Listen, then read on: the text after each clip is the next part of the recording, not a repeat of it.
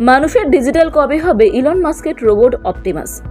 মানব সভ্যতার ইতিহাস বদলে দিতে পারে টেসলা সিইও ইলন মাস্কের তৈরি করা হিউম্যানয়েড রোবট অপটিমাস।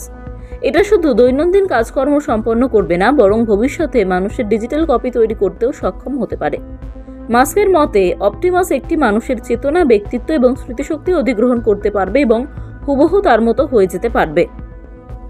অপটিমাসের ধারণা প্রথম প্রকাশ করা হয় 2021 সালে।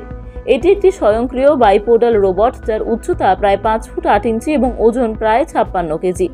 রোবটটি হাঁটতে পারে এবং দৈনন্দিন কাজ যেমন জিনিসপত্র তোলা, রাখা, ঘর মোছা, সামগ্রী সাজানো ইত্যাদি করতে সক্ষম। মাস্ক জানান, অপটিমাসের মস্তিষ্কে কাজ করছে টেসলার তৈরি কৃত্রিম বুদ্ধিমত্তা। এটি নিউরোলিঙ্ক প্রযুক্তির সঙ্গে যুক্ত, যা মানুষের মস্তিষ্কের ক্রিয়াকলাপ শনাক্ত করতে পারে।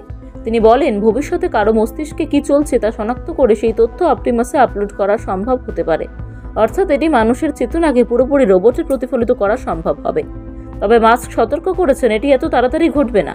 প্রযুক্তির বর্তমান সীমাবদ্ধতা রয়েছে, তবে দ্রুত চলমান উন্নয়নের কারণে তিনি আশাবাদী পরবর্তী 20 বছরের মধ্যে এটি বাস্তবায়ন সম্ভব হতে পারে। টেসলার পক্ষ থেকে জানানো হয়েছে, অপটিমাস মানব শ্রম হ্রাসে গুরুত্বপূর্ণ ভূমিকা রাখতে পারে।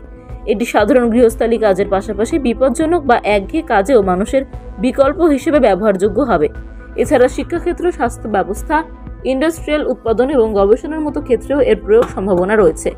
অপটিমাস শুধু একটি রোবট নয়, বরং এটি প্রযুক্তি এবং মানবজাতির সংমিশ্রণ, যা ভবিষ্যতে মানুষের জীবনধারা এবং ধ্যান ধারণা পাল্টে দিতে পারে।